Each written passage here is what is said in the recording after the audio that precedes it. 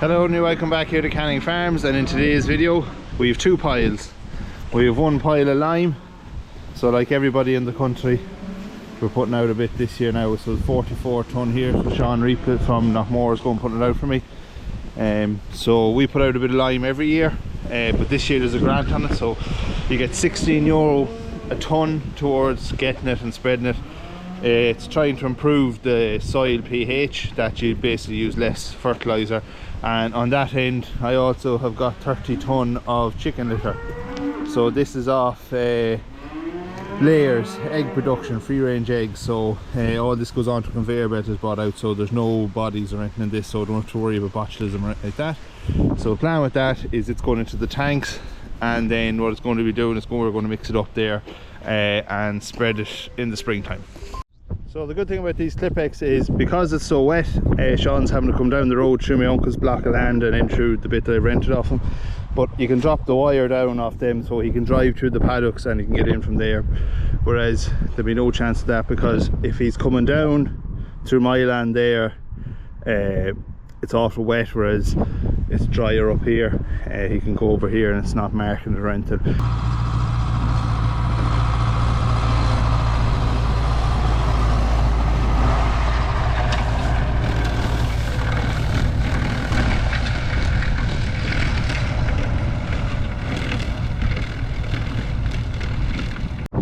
So now I've added some of that chicken litter into the tank. So I put a small bit into the bottom tank here and a small bit into the top, and then I've sprayed some out there in the paddocks as well, but I'm still left with about 20 tonne.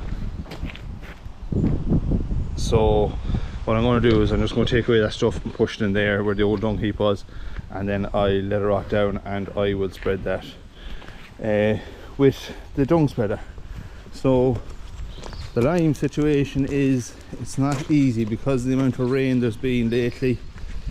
It's kind of going to a bit like slop, so Sean's doing the best he can there now. But if you see here, look, it's like plaster nearly, so he's doing the best he can. So he's going out with small loads, but we're about halfway through it, so it's not going too bad.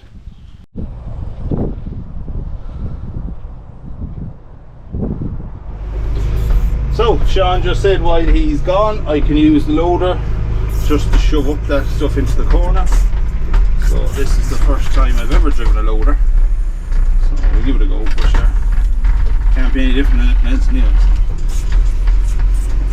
So we'll head in here now and we'll see what the crack is.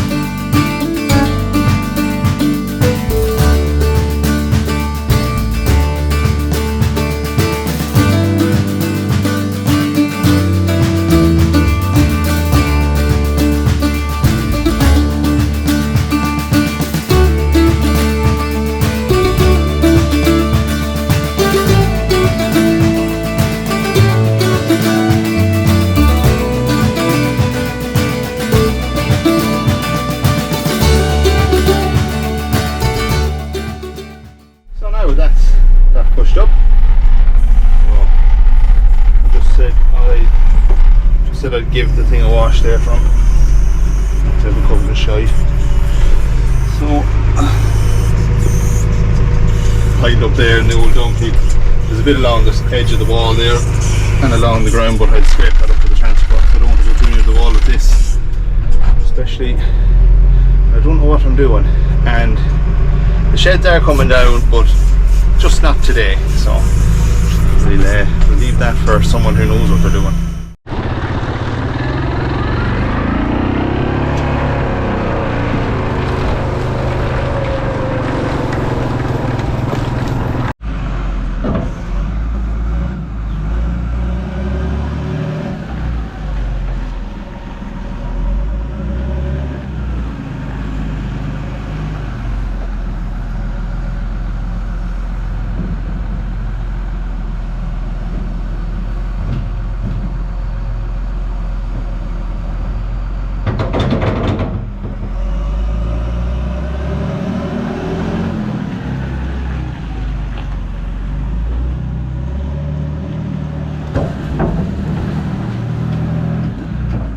So Sean's just finishing off the last load there, so we got about maybe 20 acres done today, so that'll be it done now for this side of Christmas anyway.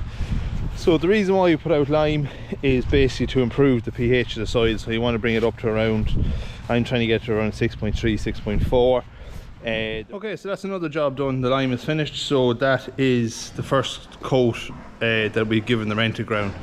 So that'll probably need another bit now in another year or two time, but we just said we get the first bit on it.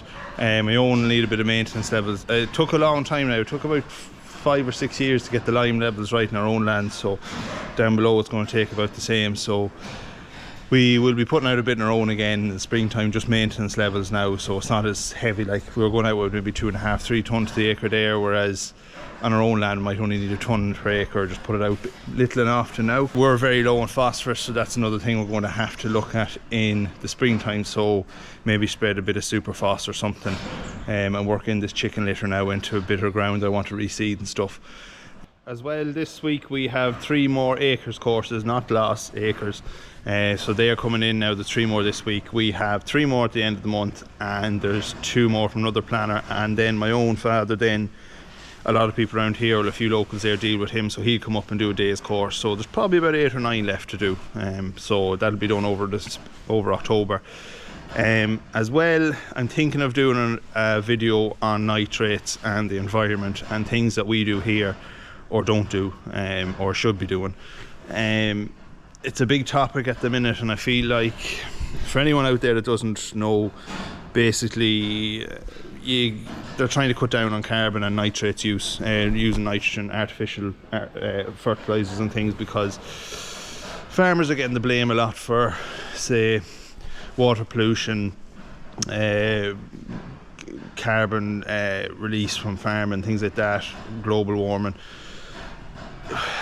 Look, I don't want to be saying whinging and everything, but at the same time the farmer is an easy target at times. It's easy to see a dairy farm or a suckler farm and there are 100 cows, and to say to someone, well, if you got rid of them cows you'd be saving the environment, but no one's willing to give up their cars, no one's willing to not go on the holiday every year over to Spain or to America or anything.